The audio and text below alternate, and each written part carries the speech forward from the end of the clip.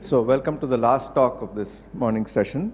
Our speaker is Professor Saurya Das, who's at the Department of Physics, University of Lethbridge in Canada. His main research interests are black hole thermodynamics, quantum gravity phenomenology, and cosmology. He's well known for his work on black hole entropy. I might add that Professor Das was a student of the Institute of Mathematical Sciences. He got his degree from here, the mentorship of our previous speaker. Thank you very much, Balki, for the kind introduction. It's great to be back in my alma mater. I'd like to thank the organizers for inviting me, as well as making this commendable organization, which is perfect. Thank you. And I'll thank you, Date, and all the other organizers. So I'd like to talk a little bit about some attempts, you might call faint attempts or whatever, but someone's got to try, at doing a little bit, trying to extract or see if there are footprints of various theories of quantum gravity in the laboratory and other systems. Now, the title of my talk is A New Uncertainty Principle. I'm from the University of Lethbridge in Alberta in Canada. Just in case you're wondering where that is, it's in the western part of Canada. This is Lethbridge, very close to the mountains. This is actually British Columbia and not Columbia, which might be a good thing in general. And this is like a bird's eye view on a clear day of our university and the mountains behind, which is about an hour away. So anyway, so well, yeah, this is our university. This is the yeah, this is the Rockies. Yeah. So I can do physics looking at the snow-capped mountains. I mean, I would like to. So the plan of the talk is a problem with quantum gravity, or theories of quantum gravity, a new uncertainty principle from quantum gravity, phenomenology and predictions. Can it be tested in the laboratory in 1 and 3 dimensions? It seems to indicate that, as we have heard from various other speakers as well, there is a strong indication from almost all theories of quantum gravity that space or space-time at the very fundamental level is discrete. We seem to be getting an indication from here as well, which is nice.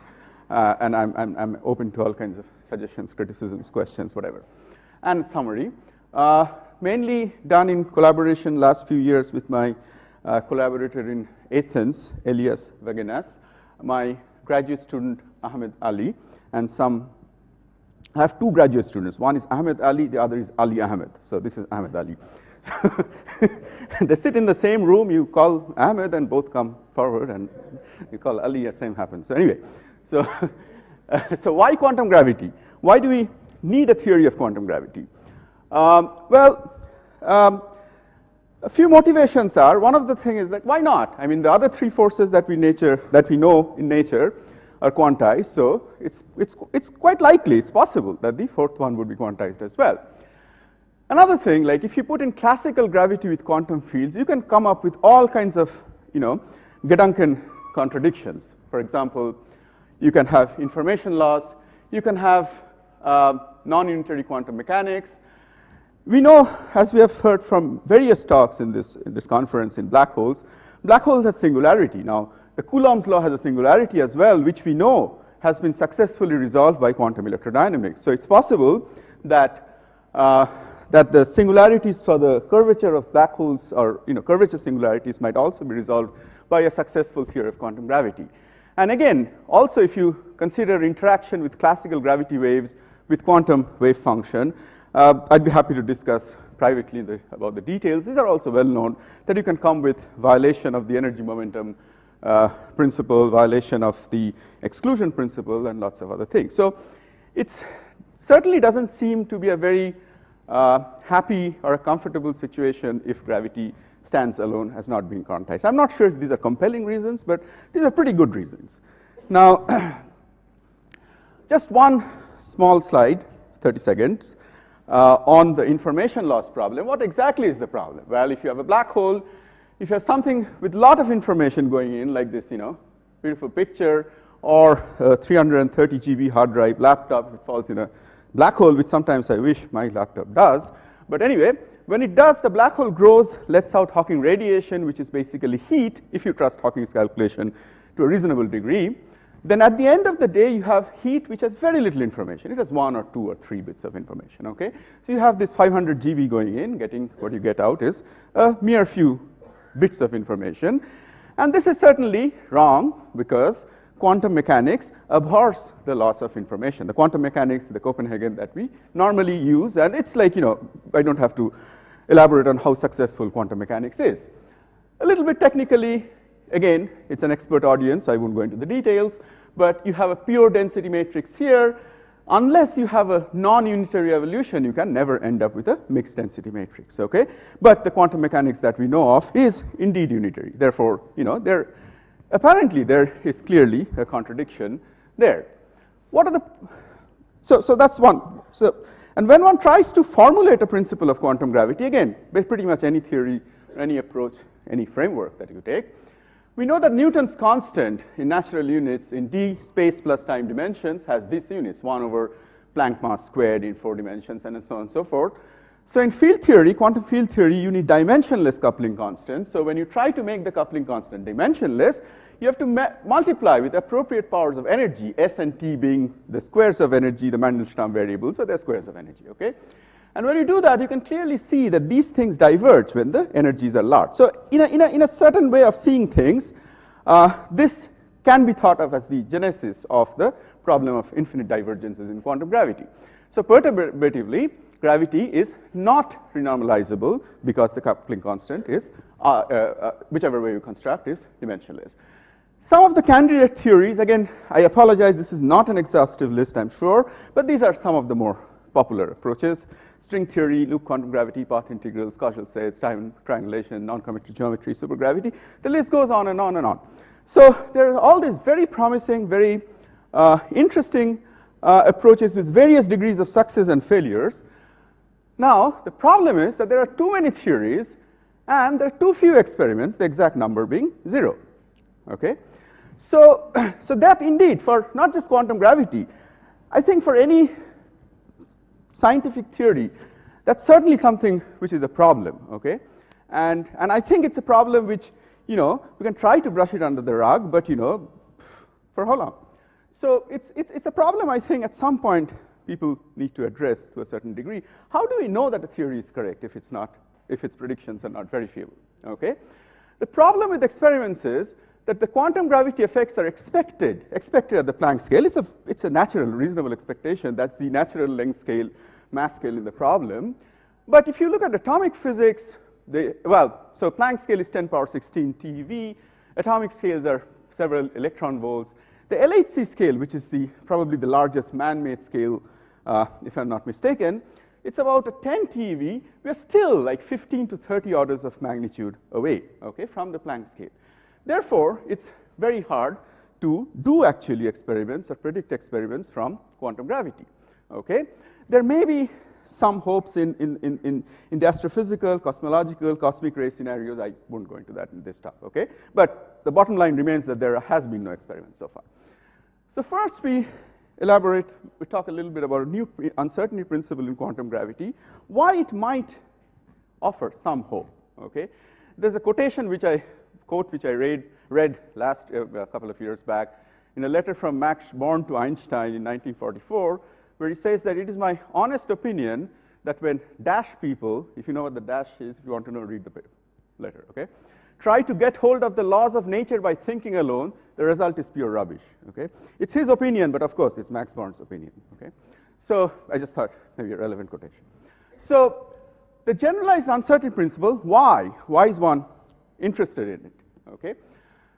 We'll see, or I'll try to summarize in brief, that several approaches to quantum gravity or related areas, such as black hole physics, string theory, loop quantum gravity via a little more technical thing called polymer quantization, non-commutative geometry, all seem to indicate some form of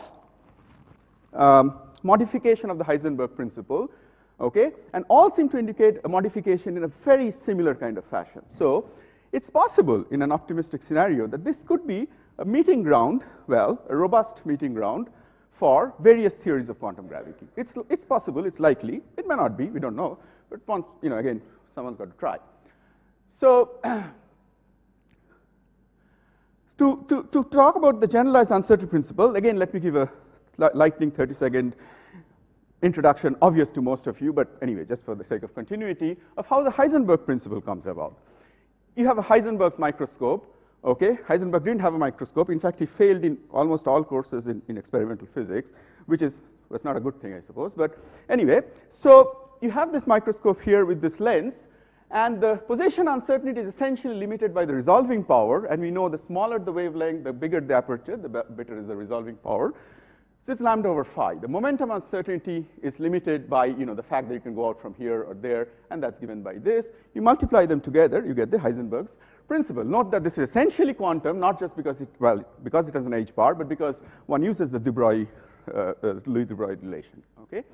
What happens when you replace the electron that you have here, which is being hit by a photon, with a black hole? And why do you want to do that? Well, not just because it's cool, but because of the fact that if you keep on hitting the electron with higher and higher momentum, at some point a horizon is going to form. What's that energy? It's the Planck energy, but that's what we're talking about anyway, right? So it's not that irrelevant, theoretically speaking, in the context of our discussions.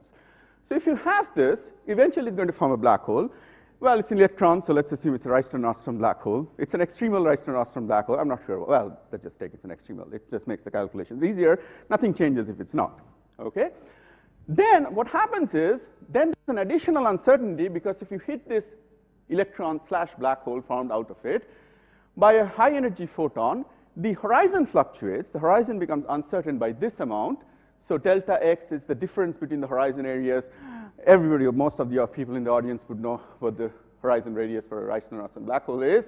So I wouldn't go into the details of the calculation. But what's interesting is you see that this new uncertainty in x is actually inversely proportional to the wavelength and not directly. So even as a first approximation, if you add them together, you see you get a new term here where beta naught is something of the order of 1, which is not exactly determinable because there's an order of magnitude argument. You just assume it to be order of 1. But this new term is proportional to Planck length squared and the delta p squared. Okay? And this is a new, or a generalized uncertainty principle, where LP is the Planck length, is 10 power minus 35 meters, just to put things in context.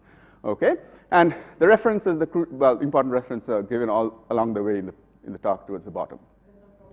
Next, what about if you have a Heisenberg microscope, not with a particle, but at those energy, if string theorists are right, then the string degrees of freedom would show up at some point near the Planck scale.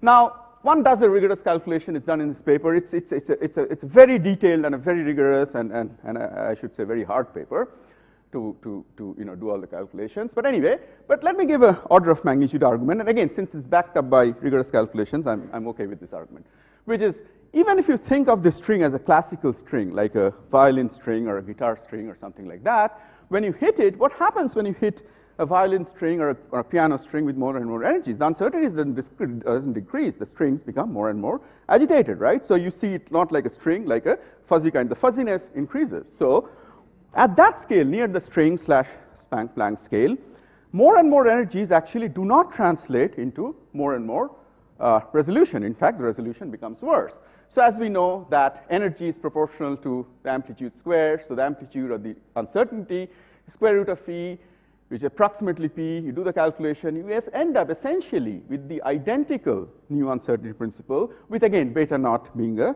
undetermined order 1 parameter. Okay? So we see that, at least from two approaches, and again, you could repeat this for non-commutative geometry. Recently, people via polymer quantization proved from loop quantum gravity that essentially you seem to be ending up with this kind of uncertainty relation.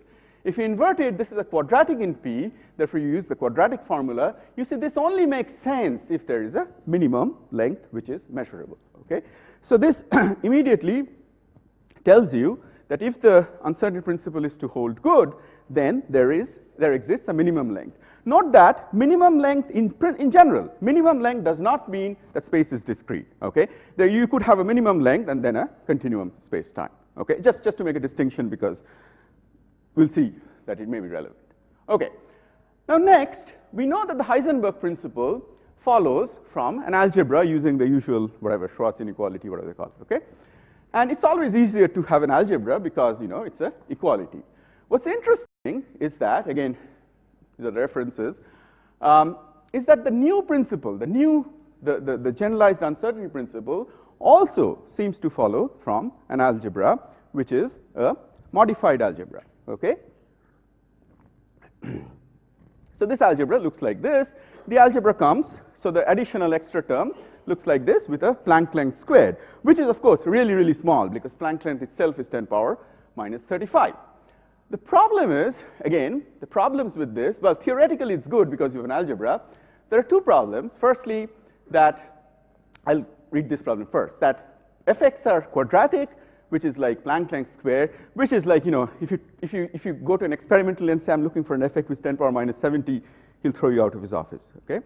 It's just not there. It's effectively it's zero. It's very, very small. So it's bad for phenomenology. Another theoretical, another conceptual problem is that you see, we all say that the quantum gravity effects would show up near the Planck scale, near 10 power 16 TeV. 10 power 16 TeV in whose frame? 10 power 16 TeV to you is not 10 power 16 TeV to me if I'm running with respect to you. We all know that, right? So it appears that the Planck scale, intrinsically, the way, at least the way, you know, naively one deals with it, the cutoff or whatever you call, it's not a Lorentz invariant artifact, okay? Now that, theoretically, it's a problem, okay? It may not be a problem, you know, when you deal with it on a day-to-day basis or do calculations, but of course the question is relevant, in my opinion, that in whose frame, okay? The other question is that because of the second point here, which is it's very small, my collaborators and I were looking for or hoping for a term which would be linear in the Planck length, okay? Hoping doesn't mean you'll get one, but, you know, you can always hope, because linear in Planck length would make things a little bit easier, okay? Maybe 10 power minus 35 is still very, very small, but 10 power minus 70 is hopeless, so in that kind of sense. So you could do two things. You could postulate a linear term. Well, I mean, who knows? I mean, what effects? I mean, there's a quadratic term. Linear precedes the quadratic. So it's not, you know, you can postulate anything you want so long it's kind of reasonable. So you can postulate a linear term, or you can look for a linear term, okay? We were doing, well, we were actually looking for a linear term. We didn't have to postulate. So one of the places, again, you know, you may or may not like the theory, but one of the places, yeah, okay. So one of the places we did find one is this so-called theories of doubly special relativity theories, which was still popular, I suppose, and became, you know, kind of were introduced about a decade back. They're interesting theories, and it also appears relevant because these theories, the raison d'etre, the motivation for these theories existing is that they try to solve the problem of Planck scale in whose frame, okay? So it's like killing two birds with the same stone. Not a nice analogy, but anyway. So what they do is that they have the Lorentz algebra. They don't change the Lorentz algebra. The Lorentz algebra remains the same, which is good. They change the boost generator by a dilatation, whatever term here, which doesn't change the algebra. But what it does is that the Lorentz transformations change by these red terms here.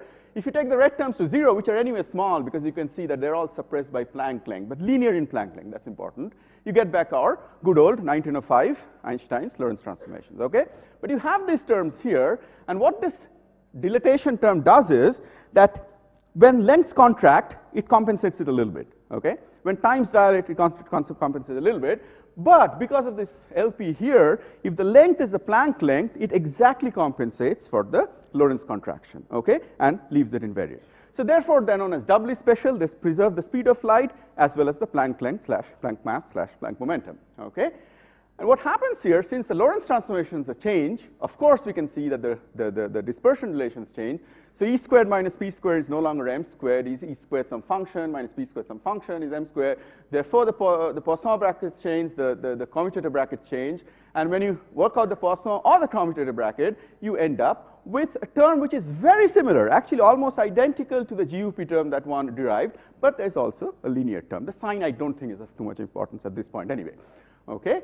So we do get a linear term. Therefore, the situation one now has is that one has a GUP which is quadratic, okay? and quadratic, and it has a minimum length, as we discussed. You have another GUP, generalized principle, okay, which has a linear and a quadratic, so the leading is linear, obviously. And for this, you have a maximum momentum because, just as the speed of light is the limit, the Planck momentum is the limit in doubly special relativity pictures as well. Things will become imaginary if you try to cross that. Can we make them compatible? And I have had questions of what exactly we mean by compatible. Well, in a simple sense, can you get a GUP of which these two boil down as two limits, two specified limits? Yes, we can. So quoting Barack Obama, I suppose. So anyway, so you can do that. So what we did is we wrote the most general linear and quadratic, most general, okay, with all arbitrary coefficients, not further than the quadratic. Assume that the momenta commute with themselves. Use the Jacobi identity, which is of course an identity. It's true for, you can't avoid that. If you do that, these coefficients actually get exactly fixed. So long story short, you get a GUP which is compatible to both. You can prove that in two limits you get these two. I'm not going to the details here, just suffice that this is there. You get a minimum length, you get a maximum momentum, where now the parameter is alpha, which is again of the order of, well, alpha is Planck length times alpha naught. So just as beta naught was order 1, alpha naught we assume order 1, but anyway, it's dimensionless. That's the point. Okay, so this is the algebra we'd work with. What are the consequences? Well, you see that this algebra is of course different from the Heisenberg algebra or the canonical Poisson bracket xp equals 1, which means that in position space the p's are no longer minus IH bar ddx. So what? Well, that's bad because then you can't work in momentum space, and if you can't work in momentum space, I mean, hell breaks loose. You can do case by case a few problems. Well, I'm sorry, you can't work in position space.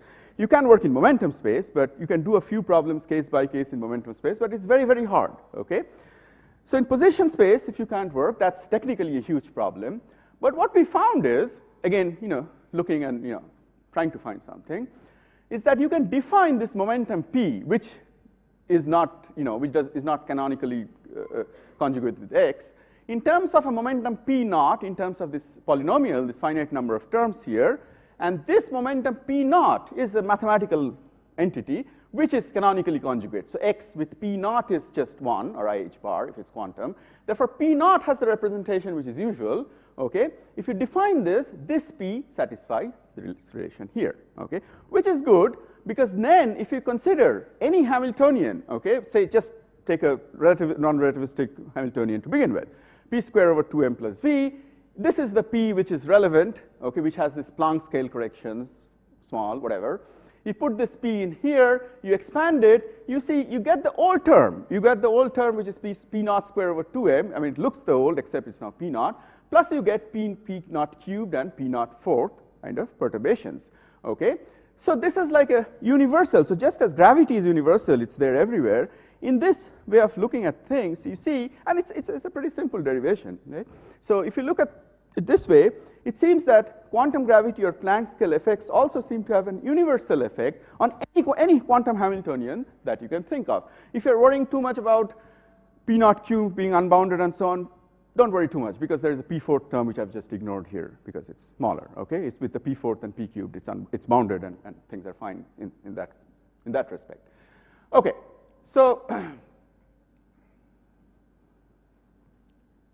let's look at the Schrodinger equation as a start. It's the most important quantum equation anyway.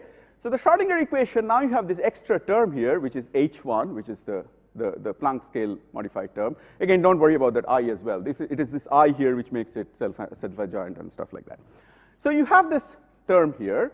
So there are two consequences at least. One is this term acts as a perturbation for any quantum system that you can think of, okay? And there must be a deeper mathematical / physical reason which I don't understand. But the thing is that even with this term, you get a new conserved current. The point is you do get a conserved current, okay? And you can exactly calculate the conserved current. The conserved current is different, okay? It has this Planck length terms. Therefore, this is the textbook old thing. So which means that the new conserved currents means that there will be new reflection transmission coefficients for anything that you do. So that's one part of the story. The second part is, you see, it's a third-order differential equation instead of a second-order differential equation. Therefore, you will end up with new solutions. A higher-order differential equation means another new solution, okay?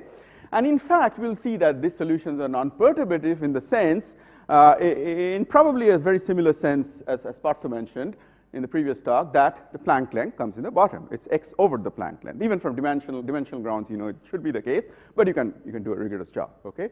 So, and this, we will show that it seems to indicate the discreteness of space. So anyway, so let's get on to business. So we apply that to various quantum mechanical problems. The obvious ones which one starts off with, which is the harmonic oscillator. And this is like a random set. I have this huge list, and I pick whatever seems convenient. And Landau levels, Lamb shifts, scanning tunnel microscope, particle in a box. Okay? And even before I go to the details, it appears that the precision that one would require to test any of this in any of this experiment, in the best case is 1 part in 10 power 12, the worst case is 10 power 25, which is of course bad. But 1 in 10 power 12, I'm told, is not that bad. It's kind of in the threshold of the experiments, right? It's like current, like the state-of-the-art experiments are probably 1 in 10 power 9, 10, even 11, something like that, okay? And let me try to explain why. So let's look at the simple harmonic oscillator. I put back the P4 term for a reason, okay? So these are the 2 Planck scale motivated terms here. You do a first order perturbation theory. If you do a first order, this of course doesn't contribute because of the parity stuff, okay? It's P cubed, so it gives the alpha squared. If you do a second order, this contributes. If you do a first order, this contributes. In any case, it's obvious from the Hamiltonian that there'll be alpha squared, therefore it's not so good, okay? We are back to the problem of 10 power minus 70, okay? Planck length squared. That's okay. Nobody actually goes and makes a quantum pendulum and observes it. It's a textbook example. So let's look at the nearest to what that is, which are Landau levels, which is one of the best examples of harmonic oscillator. So this is the Hamiltonian. You have a charged particle in a constant magnetic field. You add so this is the ordinary Hamiltonian. You add the leading order Planck scale effect. It's interesting that you see this new part is a power, some fractional whatever power of the old part. Therefore, the eigenfunctions remain the same. It's just the eigenvalues which change. So you have this, yeah, so this is h naught, this is h naught power 3/2. So if you look at the perturbations, this is what you get is proportional to alpha. If you put in the realistic values of magnetic field, a charge of the electron, magnetic field I think 10 Tesla or whatever it is, you get this thing here. This is still very small, of course. And what you can conclude is, if alpha is of the order of 1, then of course the energy shifts in the Landau levels are too small to measure. Or you could turn it the other way around if you want to, and say that the current measurement accuracy of Landau level, which I believe is about 1.10 power 1,000 or something like that, you can predict an upper bound on the new GUP parameter, which is about 10 power 24. Okay. Next, we look at the Lamb shift. Again, these are well-known formulae. This is the hydrogen atom wave function. This is the Lamb shift. Therefore, we have to make a shift due to the GUP. We do a first-order perturbation theory, see how the wave function changes. End of the day, the result is not 10 power minus 27, it's 10 power minus 24. Again, the difference in factors essentially comes because of the phase space of the kinematical factors and stuff like that. Okay, and from here we conclude again that either it's too small if alpha naught is of the order of 1, or that the upper bound on alpha naught is 10 power 12, which is better than what it was, but still very large. Okay. The third problem, and this is interesting in certain ways. One of my colleagues is an expert in scanning tunnel microscopy. So, and this is not the one which we have in our department, but the one we have is very similar actually. So what happens in a scanning tunnel microscope is you have a tip, you have a sample, which could be silicon or iron or whatever. You have a quantum barrier here, it's vacuum. So electron actually tunnels. It's fascinating. You can actually almost see the electrons tunneling, and you can almost see the atoms, okay? So this is, you actually see quantum mechanics at work. And so you write the Schrodinger equation in the 3 regions. Okay, this is again a textbook example. What you need to take into account is firstly that the currents are different, and secondly you have this new non-perturbative terms. You just can't arbitrarily put them to 0. You do a proper job of putting the boundary conditions and everything, and then you look at the new so the continuity, new current, all those kind of things, And the transmission current actually changes by this factor here, where T naught is this well-known exponentially suppressed term, which is what makes it so sensitive and accurate instrument. The current that one measures is proportional to this, magnified by a factor of almost 1 billion, as far as I understand. And then the new current looks like this. It's very small, but if you calculate the time taken for this extra current to give rise just to a charge of 1 electron, which is the minimum you can measure anyway, okay? So you divide the charge of 1 electron by this extra current, what you get is about the time frame of 1 month, which is, of course, it's bad because these experiments are done for about 5 or 6 hours or something, but it's not like 100 million years, okay? So it could be bad, but it's not that bad. My graduate student insists it's like 2 weeks, but let's just take it away a month, okay? It depends on the h bar and 2 pi's and all this kind of thing. But that's the order of magnitude which you get. Now, okay. So that's just three examples where you can apply the principles of quantum mechanics and the new uncertainty principle. And it's actually not very surprising if you look at it this way, that the uncertainty principle is the core. It's probably the most important thing in quantum mechanics. So if that changes, everything changes. Okay, the Hamiltonian changes. Therefore, you do expect effects. So this is one long list which I have. The list keeps on growing, and once in a while I take off once from the list when I can do a calculation, but it grows at a rate faster than that.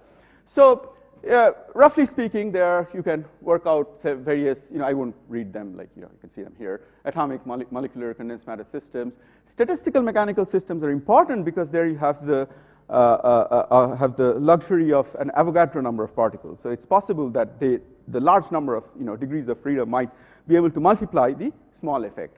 The other thing which might be important, again this is something which I'm interested in, is that we know in normal quantum mechanics there are processes which are permitted, there are processes which are forbidden by symmetry principles. Okay, here you have a new Hamiltonian. New Hamiltonian means like a new life. Okay, so you have new principles there, you have new symmetries there, and it's possible that certain forbidden processes like atomic transitions which are forbidden might become unforbidden. Okay, and that would be cool. That would be nice, because then you can point your telescope and look at it, keep on for a long time, and maybe you might see one of them. So that's another way to go. Next, the next part is, next look at non-perturbative solutions of the cubic Schrodinger equation. Okay, so let's look at the simplest system again, which is a particle in a box. And again, apologies for potentially boring you, but I'll be brief. So what happens is, this is the Schrodinger equation, free particle Schrodinger equation. You get the two waves moving right, moving left. You put the boundary condition at 0 here, you get a standing wave. Then you put the boundary condition 0 here, you get that sign of KL must be 0. Therefore, the energies are quantized. Okay, so you try to fit an integral number of wavelengths, you get energy quantization. What happens when you have a particle in a box with GUP? Well, what happens is that now you have this extra term in the Schrodinger equation.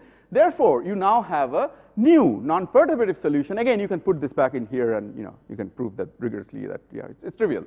You have this new solution here. Therefore, the total wave function has to be a superposition, not just of the two waves, but also of this new non-perturbative solution. The momentum gets changed by a little bit perturbatively, but this is more important in some sense. So therefore, now you have to put boundary conditions on both. Now you can see an immediate problem here, which is like, you can put the boundary condition, you can quantize energy such that these two waves fit in the box as it must, but that does not guarantee that this wave will fit in the box as well. This has a mind of its own, because it's essentially the wavelength for this wave is the Planck length. So this is going to go on and on. So you have to do a boundary condition carefully and see what happens. If you do that, so if you put the boundary condition that psi is 0 at x equal to 0, instead of a plus b equal to 0, you get a plus b plus c equal to 0. You put it back in here. Then when you put psi L equal to 0, the energy quantization condition is not enough to guarantee that the boundary condition is satisfied. You can do the mathematics, and it's not very hard. You take the real part of both sides. The imaginary part gives essentially the same thing. What you get is that you get an equation. Okay, take the real part of both equations. You get an equation like this. And interestingly, there's a trigonometrical equation. Therefore, it has an infinite number of solutions. And the solutions are L, which is the length of the box, divided by essentially the Planck length, is equal to an integer, okay? Never mind the plus or minus or the small constants, what you have here. You have that the length is a number times the Planck length.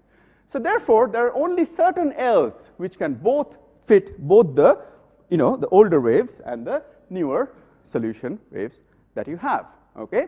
Therefore, it appears that to be able to solve the particle in a box, or to confine a single particle in a quantum box with these boundary conditions, the Bock length has to be quantized. Now, when you measure lengths, okay, when you measure lengths, you need a measuring tape. What's a measuring tape? A measuring tape is made up of a billion zillions of these particles. Even if you assume that these particles are non-interacting or weakly interacting, everything kind of goes through that we do there. So the interpretation, again, I'm open to questions and whatever.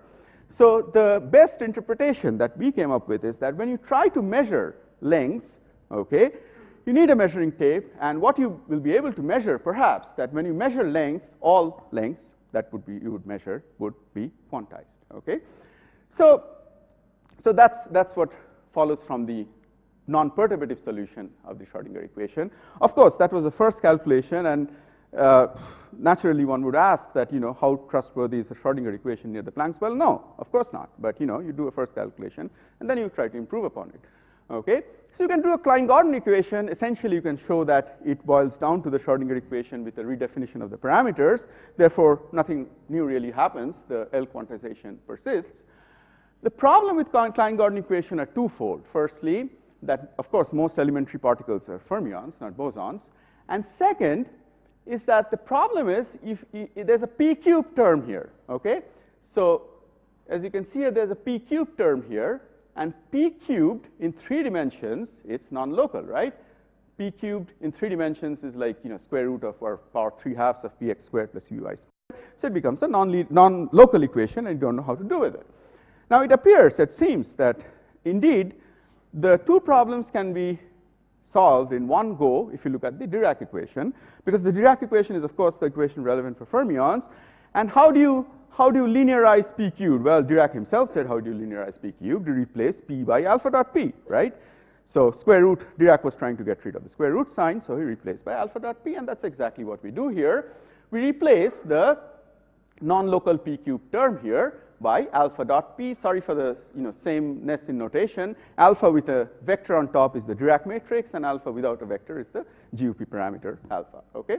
So this is the Dirac equation in a 3-dimensional box. Believe it or not, it should have been a textbook problem, but as far as we could see, that no textbook actually has a solution of this, okay?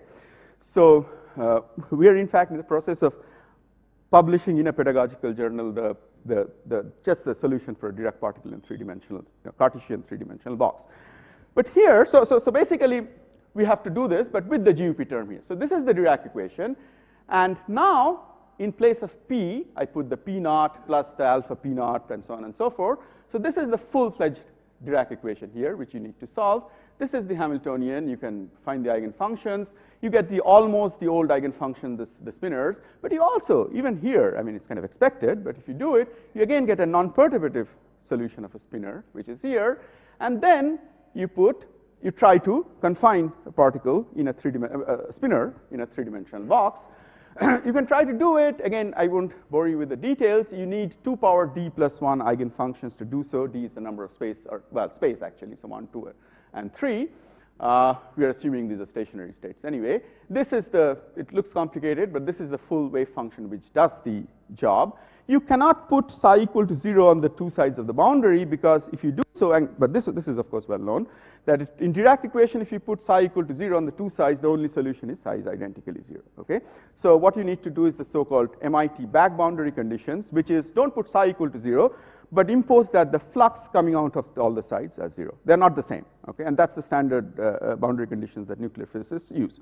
So we put the MIT back boundary condition, and this we know is the Dirac current, right? So you put it 0 on the boundaries, and what you get is a condition which is of this form. The reds are consistently, as far as I remember, as far as I could remember, the new or the GUP terms. When you do that, so this is the boundary condition generated condition that you actually have in the end, and there is only a unique solution of this which is that if you look at this thing here, you again see that the L sub k, where k is 1, 2, or 3, depending on x, y, or z, the Lk is again almost the same as Schrodinger, maybe a difference of a factor of half or whatever, is quantized as well. Okay? So here, you do get the Dirac equation. Can you trust the Dirac equation on the Planck scale? I don't know. But you know, it's nice. Certainly it seems to be better than the Schrodinger equation.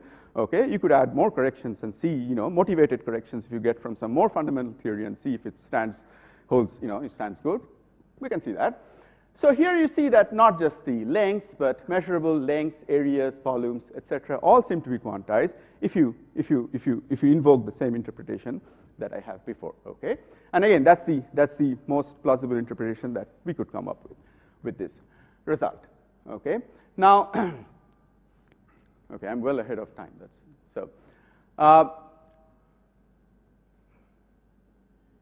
You can do the same thing for Dirac equation in a spherical cavity, and again, this was done without the GUP term, with the MIT back boundary conditions, but not with the GUP term, obviously, because people didn't look at it. And if you again do the same thing, well, I mean, you again get very similar kind of results. So what appears,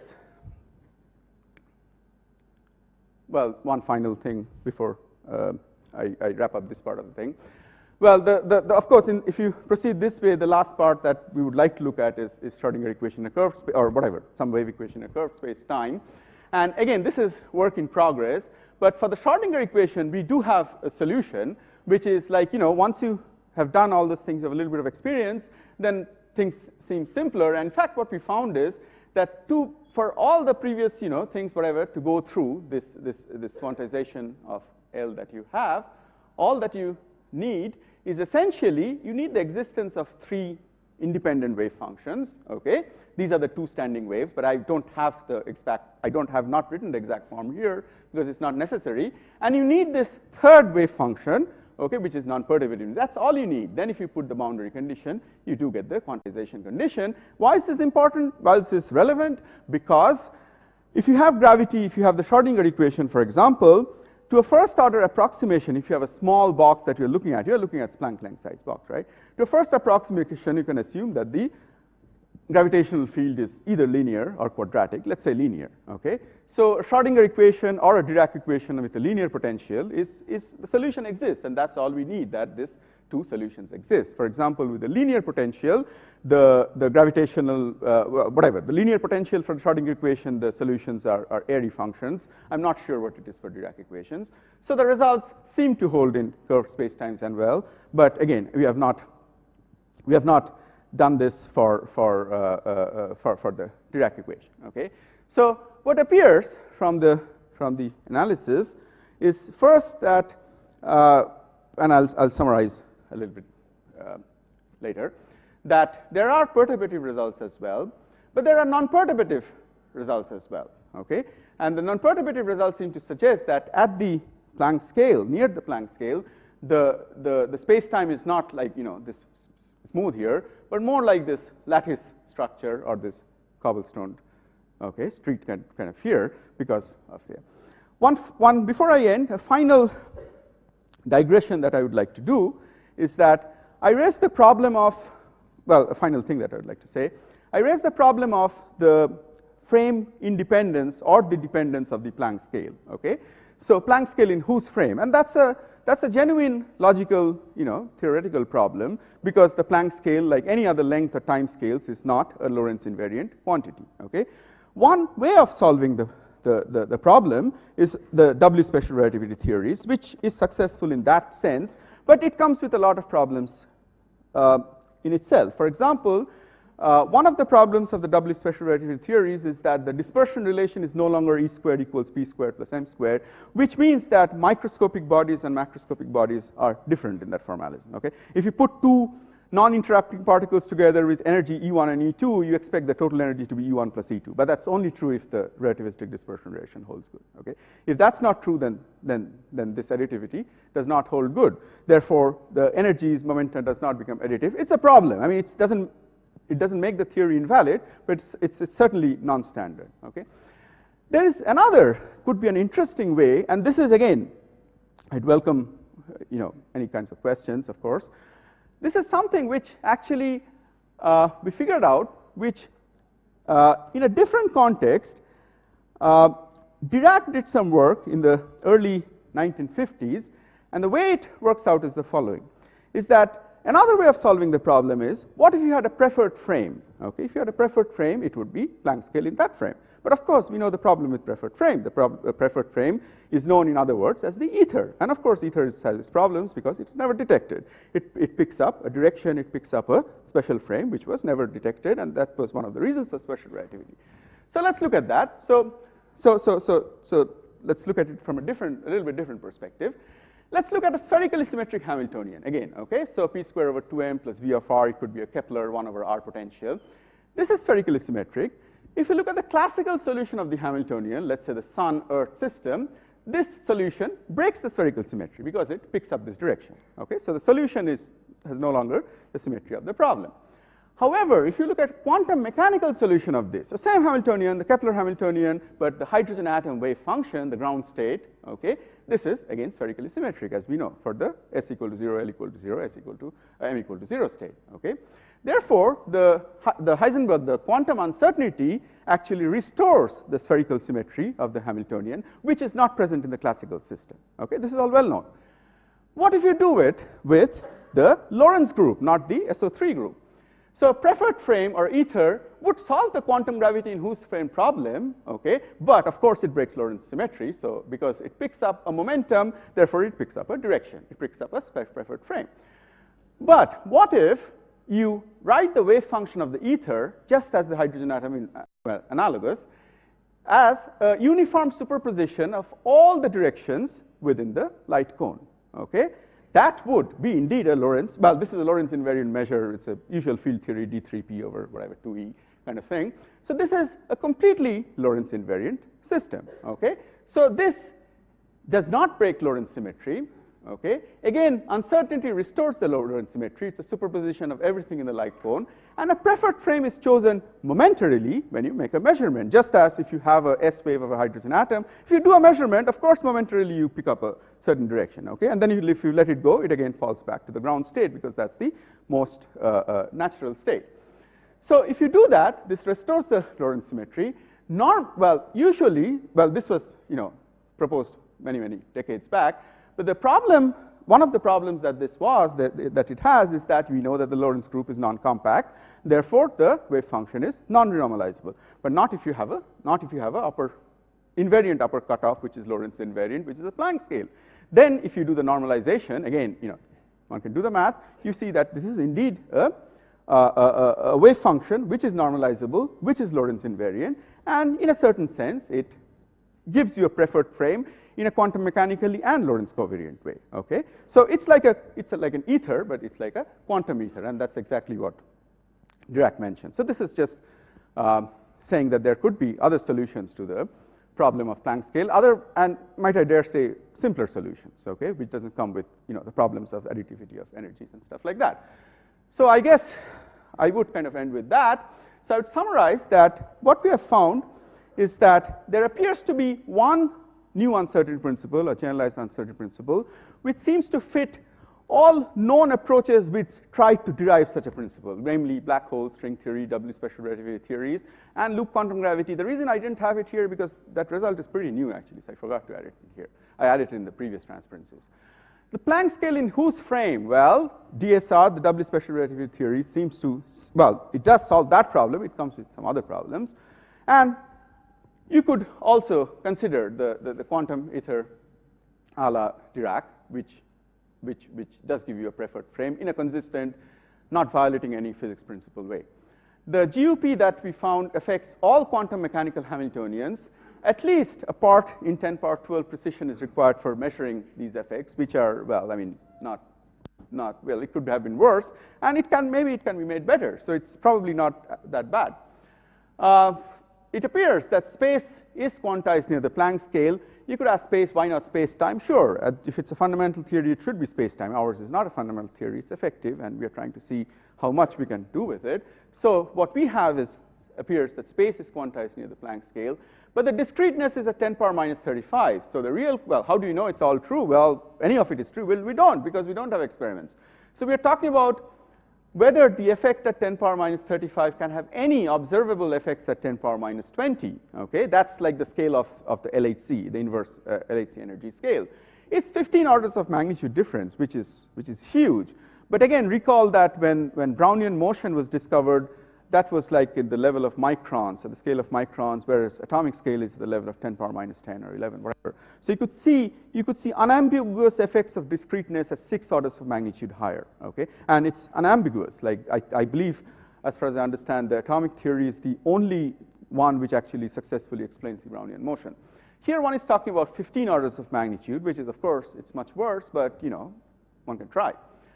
And even if there is discreteness in this way of looking at things, you can actually still continue to do calculus, which is, I think, it's a mathematical, it's a useful thing. You don't have to do anything discrete. Statistical mechanical systems, normally forbidden processes which could come as a fractional power of alpha, these would be interesting to look at because this would be much bigger than what we have here.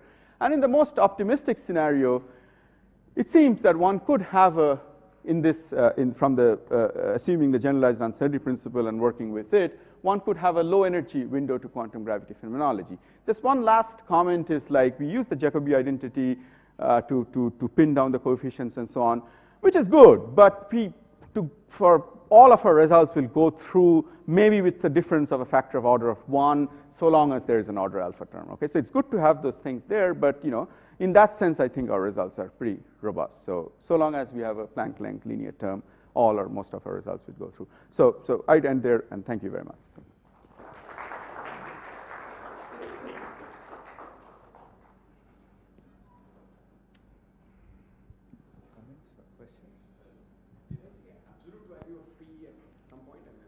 No. No. No, no, no, no, no, no.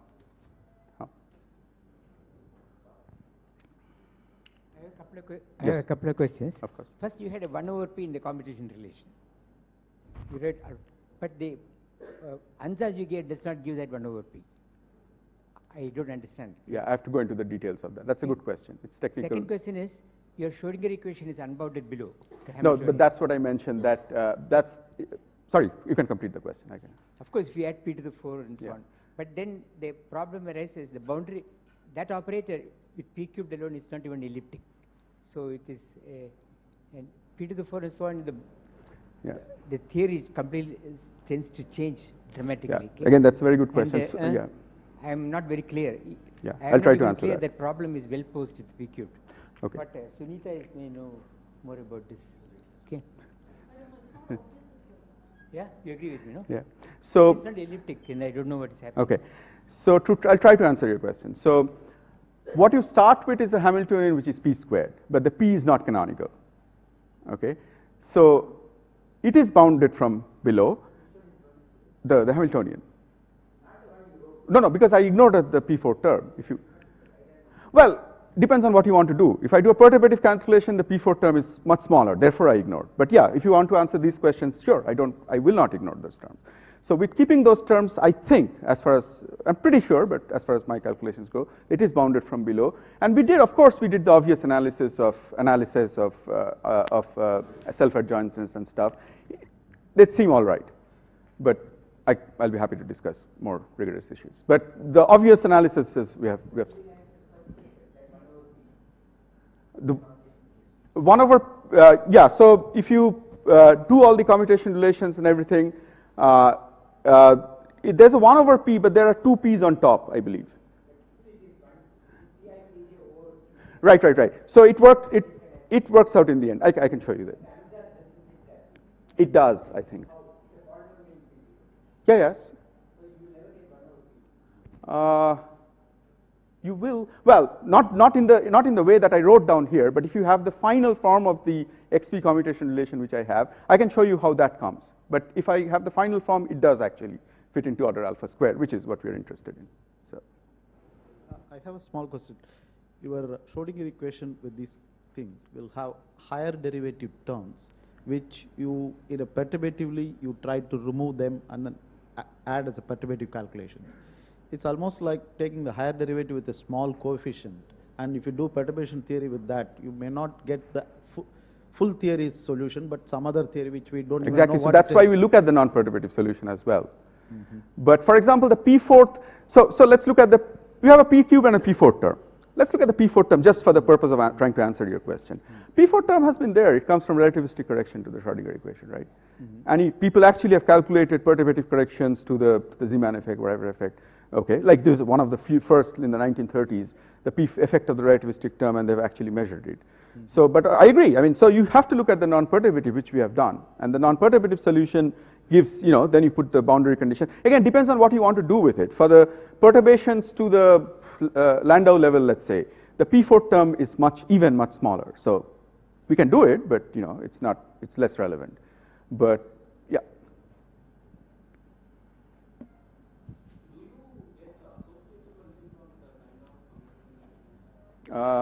What do you mean by that? The algebra of operators. Well, it satisfies the Jacobi identity. No, but you are just making use of that without. Yeah, but the Jacobi identity, yes, we do make use of that.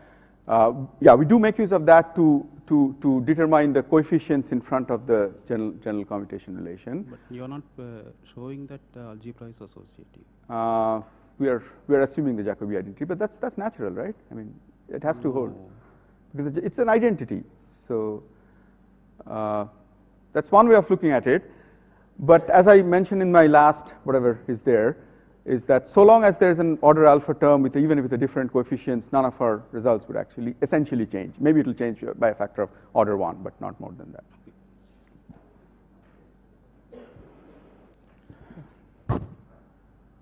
So again, coming back to the P4 term, so it actually introduces one more T4 by dx to the power of 4. So it'll have one more solutions, right? Yes. So that can give you something contrary. Yeah, it doesn't change the, that's exactly what our first referee asked. So we had to do all the calculations to convince him or her. So the quantization of, it just becomes a quantization condition, there's an extra constant which comes in front. But qualitatively, essentially nothing changes. Okay, yeah, you do get an extra term, which you get another set of, yeah, essentially what you get is, we had this e power ix over Planck length, right? You get a e power minus ix over Planck length. So then you can imagine that, it's not widely different. You get the Newton. Yeah. I have more of an experimental question. Yes. All these doubly special relativity theories Yes, or yes. the order alpha term, Right. etc. They must be, it should be possible to constrain them not just with laboratory experiments, but also with astrophysical observations, I would think. So could you tell us what, if anything, has been done on this? I wish I could. Well, all I could tell you is that very little has been done. So astrophysics, well, cosmology is a little closer to my astrophysics is further, but even cosmology, hardly anything in this context has been looked at. Okay, and astrophysics is something which I would love it to be seen. I'm not an expert in that. Yeah, that's this wide scenario of experiments. People do look at, for instance, gamma ray bursts and look for delays between photons at different energies. And there are probably constraints one could set through ultra high energy cosmic rays. I'm just thinking that somebody clever should be able to get useful constraints. I'll try to find somebody clever. Okay. But that's a very good question, yeah.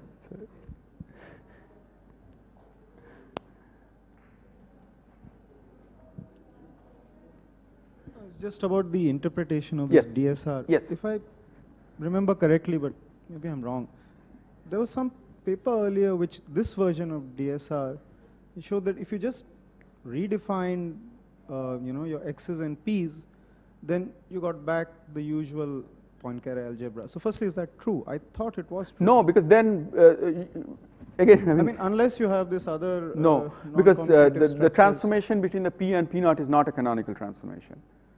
So I don't think that's true. Okay, so that depends on the interpretation.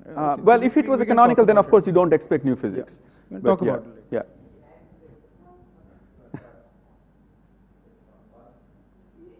This is just trying to answer your question, Madhavan's question. It's just that one is dealing here not with the Poincare group, but look at the Poincare, what they call COP, that is the full enveloping algebra or the Poincare algebra. Okay? Then they are taking different operators and calling them energy. Yeah, it's a. Okay. So you can find several different Poincare groups inside in the NCP, the full enveloping algebra. So they will give different answers. That's what is being done here.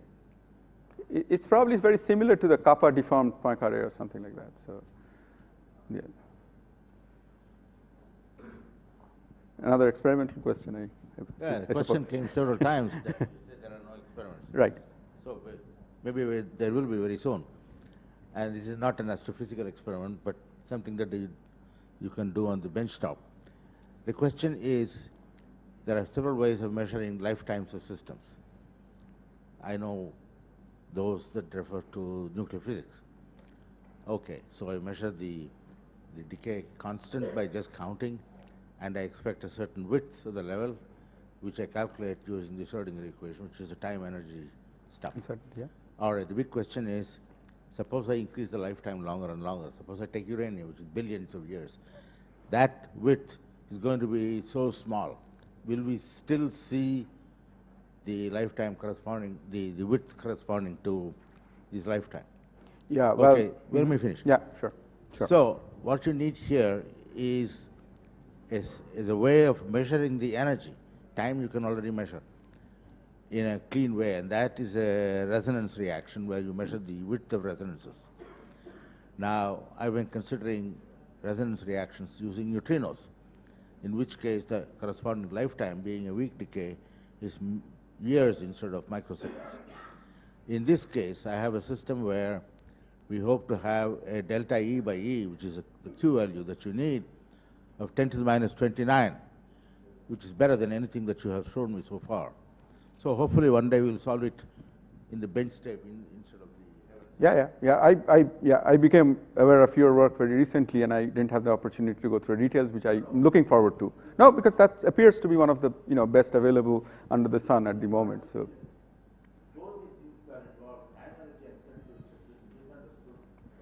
Yes, even more. Also, how to set up the Schrodinger equation. That part where I learned something. That. Yeah, you use this procedure. I mean, as far as I can tell, it came from some assumption of doubly special relativity. It could come from such an assumption. Yes, but I mean, is there a wave equation you could apply this procedure to, which is covariant under doubly special relativity? That's a very good question. So the point is, even from the doubly special context, I'll put in a little bit different thing. Okay. So one of the questions that arises, you have this length, and it's Planck length, whatever, in the computational relation. How come it's Lorentz covariant? It's not, right? But it's at least approximately doubly special relativity covariant, and that's all you want if you believe in doubly special relativity. I may or may not, but if you assume that framework. So I think yes, the wave equation that we have will be the Klein-Gordon equation, which I can write to you in the next half an hour or something, and it's approximately doubly special relativity invariant. Whether you like it or not, or whether you want to use it for something else is a different story. I think so. So it could. So we wrote the Dirac equation, for example. Yeah. So analog. We also wrote the Klein-Gordon equation. We didn't use it for other because all particles are fermions fundamentally. But so Klein-Gordon could do the work for you. Depends on what you want to do. But yes, sure, you can. Any other questions or comments? If not, let's thank the speaker again. Also thank all the speakers.